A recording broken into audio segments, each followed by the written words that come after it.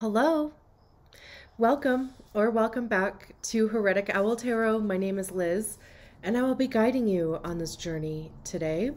This is a reading for the 2-5 Hermit Heretic profile in human design. If you don't know your profile, there's a link in the description below for you to get your human design body graph. And among the plethora of information about your specific design, one of those little bits will be your profile. I'm also doing zodiac sign readings, so definitely be sure to check out your rising, your sun, anything that you're interested in. But yeah, I think that's all that I have as far as my little spiel. Let's get you an oracle card, and then of course we'll get your tarot out and we'll go from there. You know, before I started your reading, I was just kind of sitting here. I have my patio door open. I hope it's not too loud. If it gets loud, or louder than it is right now, I'll close it. So hopefully it's not annoying. But gosh, you know, I just was sitting here like in a state of gratitude. You know, there's a breeze, which is probably more like a wind if you were sitting out there. Just, you know, the weather feels so nice. It was like one of those perfect kind of moments. And then I kind of got this urge to do a reading, because I'm also grateful to be doing these readings too. And I picked you. You know, I have my little bowl that I have all the zodiac signs and all the profile numbers on. So I just picked one, and there you are. And look at this oracle card. Money, money, money, money. Love that. Even, you know, the whole sitting here in gratitude, even that, you know, it's like having gratitude for what you do have. And even, you know, as far as even manifesting money into your life, you know, some people say that the best way to manifest is to be grateful for it already, like it already exists in your life type of thing. How many times have I said also? I should have a tally. Oh my gosh. You know, I'm aware of it. I don't know if it's ever something I could break the pattern of. I don't know, but man, I feel like I've said it 20 times already. So anyway, we had a couple cards come out here. Ooh, we have the World card. Beautiful. I haven't even seen that card yet. We have the Chariot. But yeah, you know, that's kind of interesting.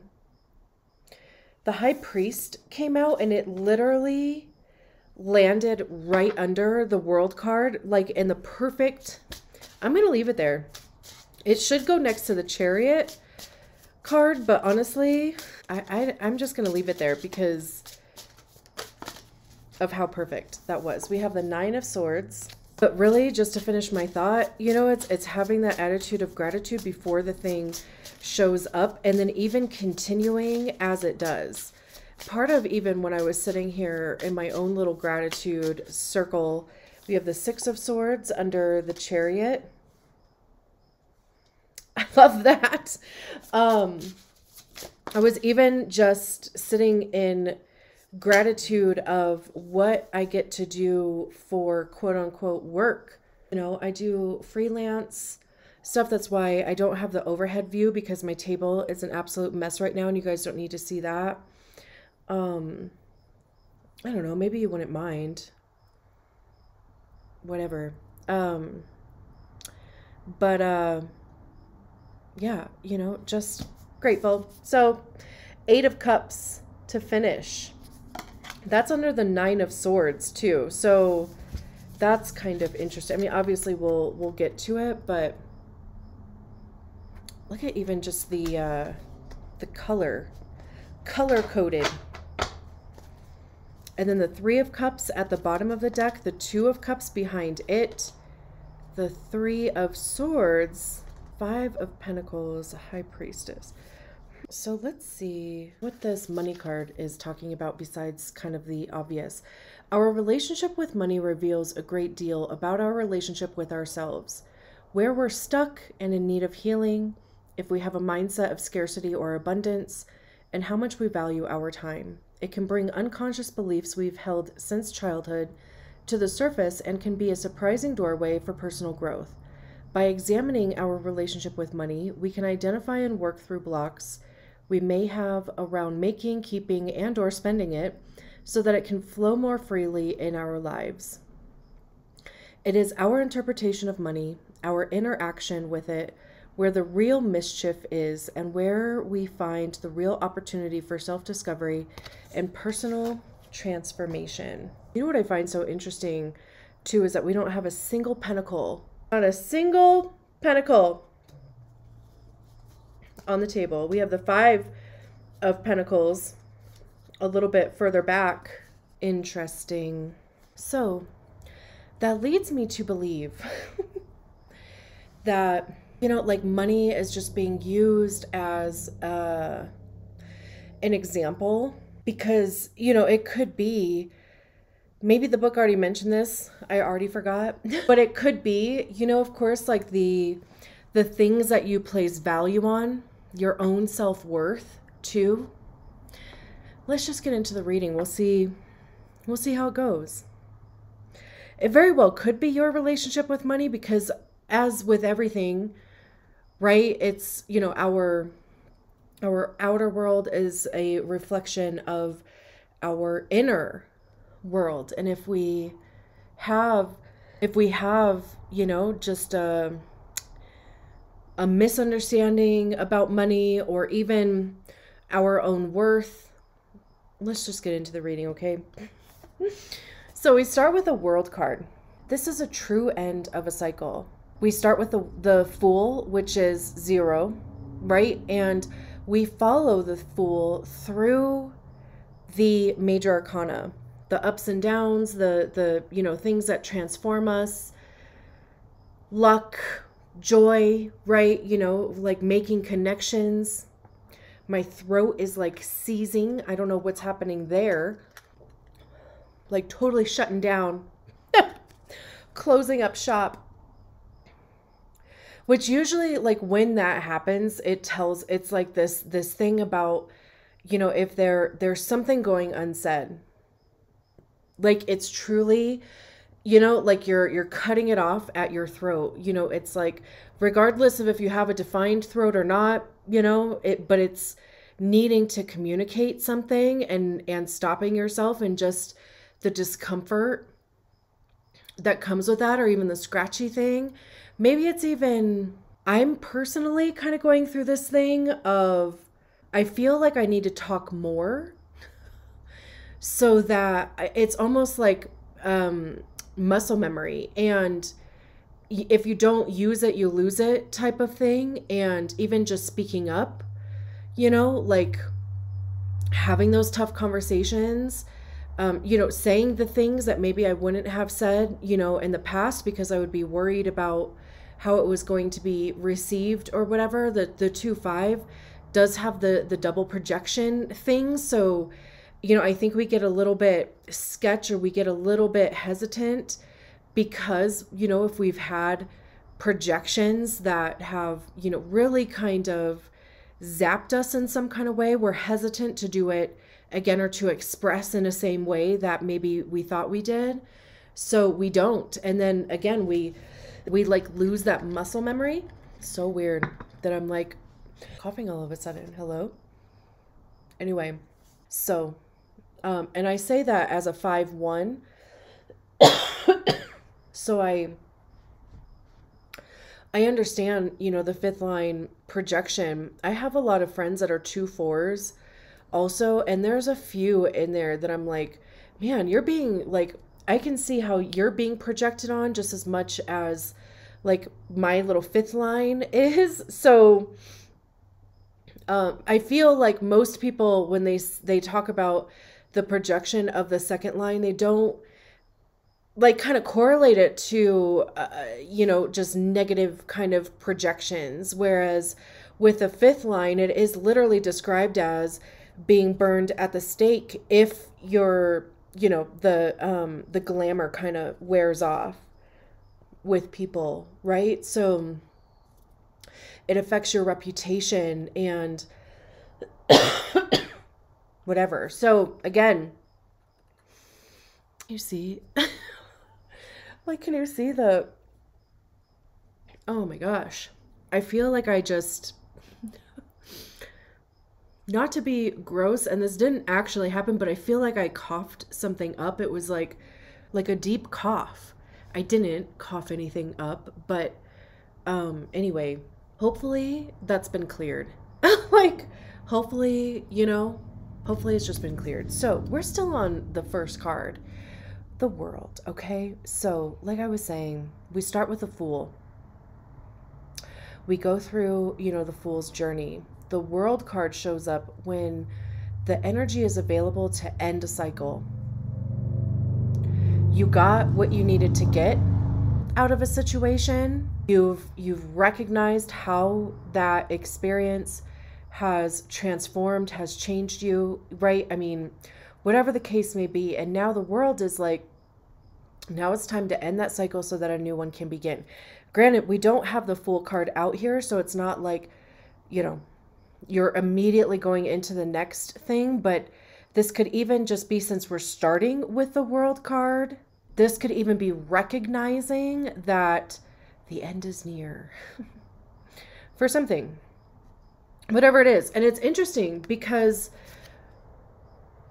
on the left side of the card is the past, the right side of the card is the future. And it's kind of like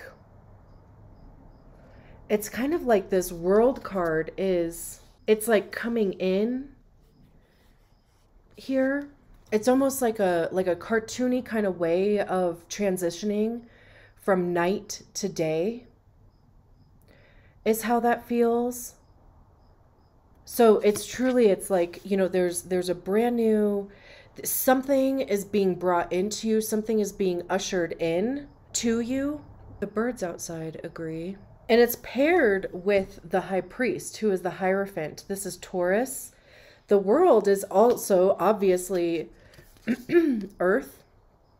I believe it's Capricorn. It's also like associated to Saturn, which is kind of funny because it's the World card. But, Saturn is the ruler of Capricorn. So we have these two Earth cards being grounded, practical. This almost kind of feels like a rite of passage to me. I was staring at this card because I'm like, would you be coming down this path before you meet this High Priestess? I don't think so. I think you would come up to them and then continue on the path.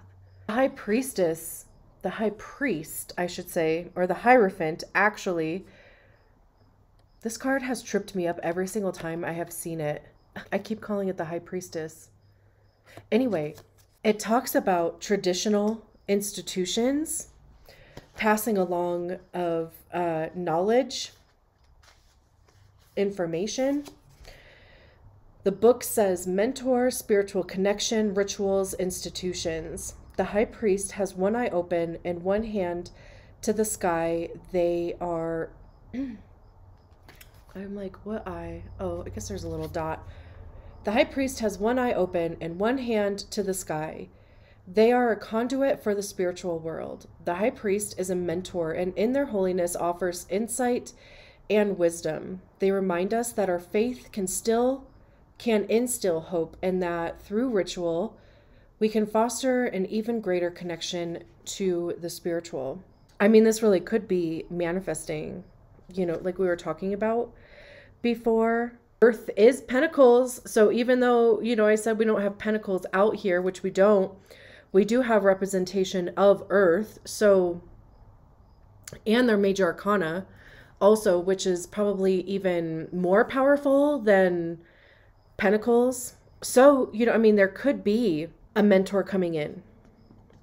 Even like I said with this world card and how, you know, it's like the world is moving to the left, and it's, you know, bringing the light with it. So again, this transition from night to day type of thing. Even in this card has a little bit of the same. You know, we have, this kind of looks like the night sky. This kind of looks like the sun back there. So even this transition here. So it could be that a mentor is coming in. I mean, that could be a coach. That could be a course. It could be a book.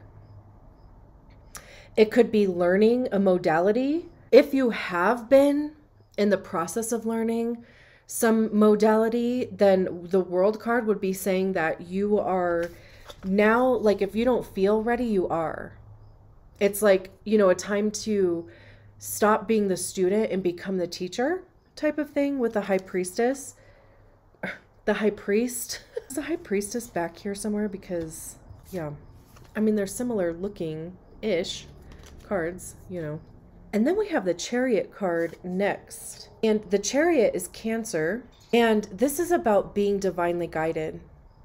You know, their feet aren't even on any pedals. They are holding on to this string here, like literally allowing themselves to be carted off somewhere. This is like, you know, trusting the process. The Chariot can also be very fast moving. I mean, it doesn't really look like there's any brakes on this thing. So, especially coming after the World card and the Hierophant, again, you know, if it is something where, you know, there's the energy available to stop being the student and become the teacher, or really even put yourself out there, communicate something, right? Speak about something. That could even be what brings in this money. It could be a service that you charge something for. And the Chariot card would be very positive for that working out very well for you, because things could move forward for you very quickly. We have the Six of Swords, which is also a card about moving forward. So it's kind of funny that, you know, the Chariot being connected to Cancer, that's emotional, that's water. Even, I mean, look, right? Like the path down here, we can see that, you know, I mean, it looks like they are moving forward fairly quickly. It's the same kind of looking path that we walk past the Hierophant on, right? Get a move on, basically. The Six of Swords, it's now your mind catching up to that. It's interesting that we have, you know, the sword sticking into the moon here. The moon is associated to Cancer also, but the moon is generally, you know, our emotional body. Swords have to do with our thoughts, our beliefs, ideas. It's divine truth. So, you know, objective truth, honesty. How are we communicating those things? I also see swords as being the suit of our ego, because that's generally where we hear our ego, is in our minds. And our ego is created by the stories that we attach to experiences, to feelings, circumstances. It becomes that filter that, you know, we receive information, it goes through the filter of our ego, and then it kicks out some perspective of our reality. It's the reason why we do and don't do things, right? It's responsible for our mindset. And the Six of Swords is a change in mindset, because traditionally the Six of Swords is in a boat and they're leaving behind choppy waters. They're heading for more peaceful, calm waters. They're also usually being guided by somebody else who's operating the boat. So again, even this Chariot card, being divinely guided, like strategy and authority is very important in that too. Really getting comfortable with your strategy and authority, because that's the thing that helps us enter into the quote unquote correct experiences for us. And then our profile is how we interact with the people, the energy, the vibe of those experiences. So getting comfortable with no, You know, like recognizing when something doesn't feel good for you, following your yes, however that shows up in your strategy and authority. Because truly, we really only should be following the things that our heart truly desires, that our, soul is basically like pulling us towards, right? So, Six of Swords, again, changing your mindset. It's allowing yourself to leave the past behind. Don't even worry about how something has gone in the past. Like I was saying with the projection thing, right? We can sometimes get like hesitant because we're just worried about the, how something is going to be received. Don't do that. Like the Six of Swords is like, think forward. Don't worry about, the past. And especially too, because we always learn something from those experiences too. So if something didn't go the way that you thought it was going to go, try it out differently, right? That whole definition of insanity is doing the same thing but expecting a different result. So you have experience, you have information, you have intellect now or whatever, so try something differently. But again, kind of keep that forward focus. It's interesting because we have the Nine of Swords again, paired with the Eight of Cups. Nines are individual completion though. So, generally the Nine of Swords talks about anxiety, fear, doubt, like self-sabotage. Literally look at it's like they're trying to cover their proverbial ears.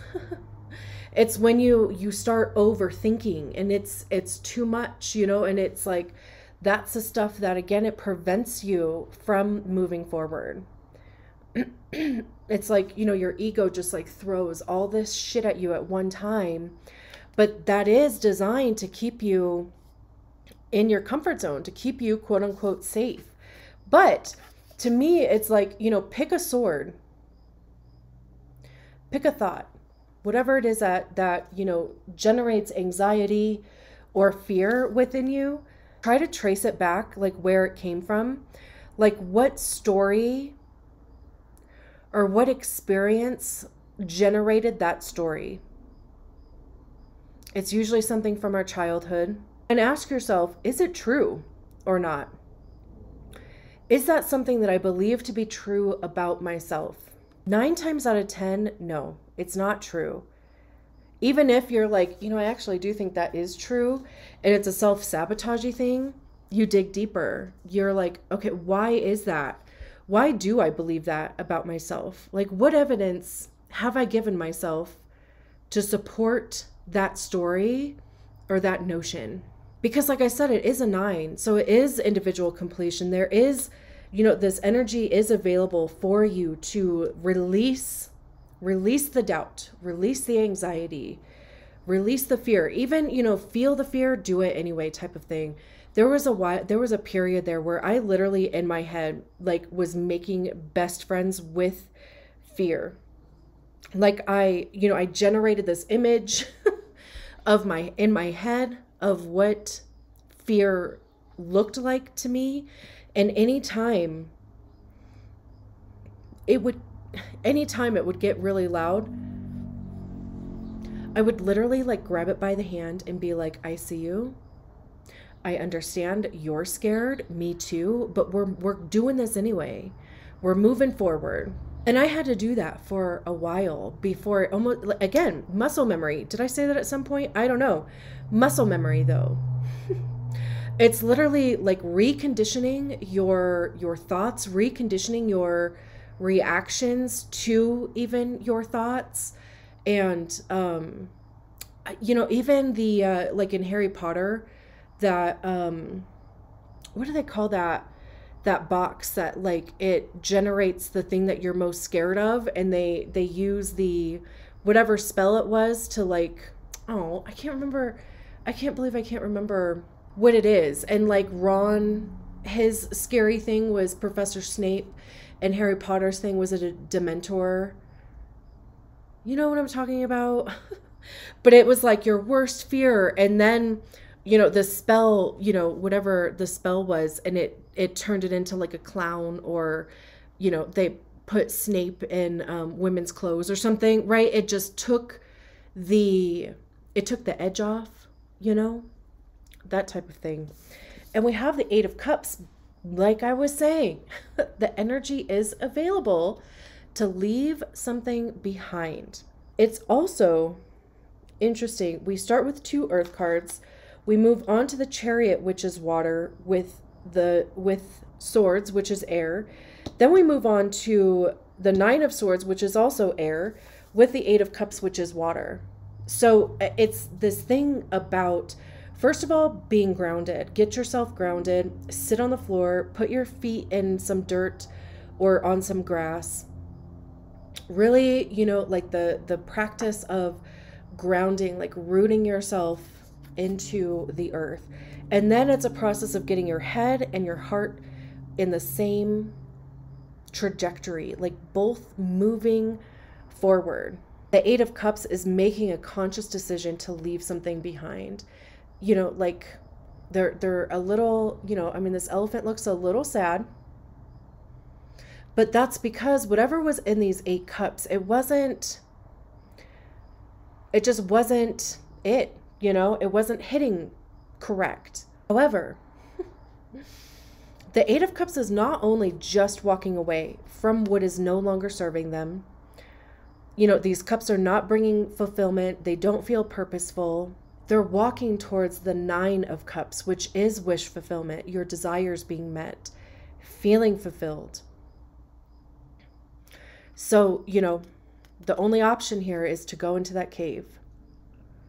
Truly, even, you know, that's kind of what I was saying with this 9 of Swords, because the only way out is in. The only way to do that work is to question what these swords are and really get to the truth of the thing. We have the 3 of Cups, which is community, support from others. They say in the book, they say that, you know, this little elephant like walked out from, you know, behind this waterfall here. It could be, you know, meeting your people. We have the 2 of Cups next, which is shared values, making connections. So it's interesting. We have the 3 of Cups and the 2 of Cups, because, I mean, you could meet somebody through a group thing, and that could cause some concern for you. We have the 3 of Swords, 3 of Cups, 2 of Cups, 3 of Swords. Again, I mean, this really just does feel like past stuff. And this poor little son here, you know, it's like, man.